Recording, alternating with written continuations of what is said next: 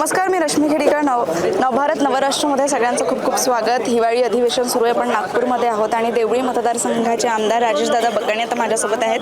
दादा, तुमचं नवभारत नवराष्ट्रमध्ये खूप खूप स्वागत. धन्यवाद. एकंदरीतच दादा, आता सातत्याने आपण पाहतो की पहिल्याच दिवशी अधिवेशनात EVM घोटाळ्यावरून विरोधकांकडून खूप मोठ्या प्रमाणात जे आहे आंदोलनं करण्यात आली. याबाबत तुमचं काय म्हणणं आहे? असं आहे की ज्यावेळेस हारले त्यावेळेस EVM घोटाळा, जिंकले की मग EVM चांगला आहे. हे तर महाविकास आघाडीचं धोरणच आहे.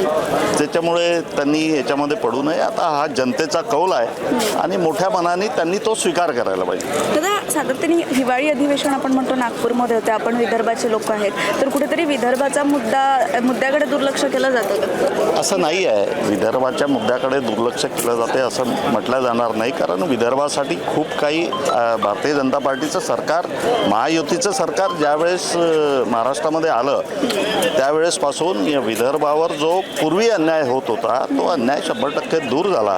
आणि इन्फ्रास्ट्रक्चर डेव्हलपमेंट हे तर तुम्ही बघताय, पूर्वी तेवढं डेव्हलपमेंट नव्हतं, इन्फ्रास्ट्रक्चर नव्हतं आणि हा बॅकलॉग भरून काढायला काही वर्ष तर लागतीलच. त्यामुळे विदर्भावर अन्याय होतो वगैरे असं काही नाही आहे. महायुतीचं सरकार राहिलं तर आम्ही 100% या ठिकाणी बॅकलॉग भरून काढू. आणि दादा, यावेळेस काय विजन असणार आहे आमदार म्हणून? आता गेली 5 वर्ष पुढची काय नवीन जनतेसाठी, तुमच्या मतदारसंघासाठी मुद्दे आणि अधिवेशनात? माझ्या मतदारसंघामध्ये मागील 25 वर्षापासून एकाच पार्टीचा आमदार आणि एकाच घराण्याची सत्ता त्या ठिकाणी होती.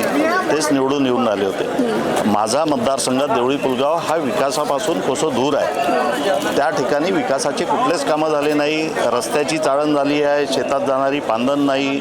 MIDCचा विषय जो सेकंड फेज होणार होता तो पण झाला नाही. ROBचे कामं पेंडिंग आहे. बेरोजगारी मोठ्या प्रमाणामध्ये वाढलेली आहे. अवैध रेतीच्या धंद्याला मोठ्या प्रमाणामध्ये ऊत आलेला आहे.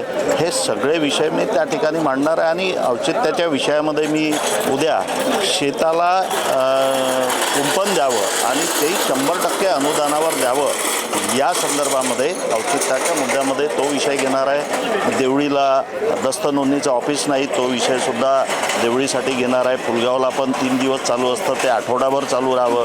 देवळीला 2 दिवसच चालू असतं, ते आठवडाभर चालू राहावं. हा विषयसुद्धा मी त्या ठिकाणी घेणार आहे. आणि विकासाच्या दृष्टीने जे जे आश्वासनं आम्ही जनतेला दिले ते या 5 वर्षात पूर्ण करण्याचा संकल्प करूनच मी या मतदारसंघामध्ये लढलो. लोकांनी माझ्यावर विश्वास केला आणि या विश्वासाला कुठेही तडा जाऊ देणार नाही. नक्कीच दादा, धन्यवाद. आज तुम्ही बोलले. तुमच्या पुढील वाटचालीसाठी खूप खूप शुभेच्छा. धन्यवाद.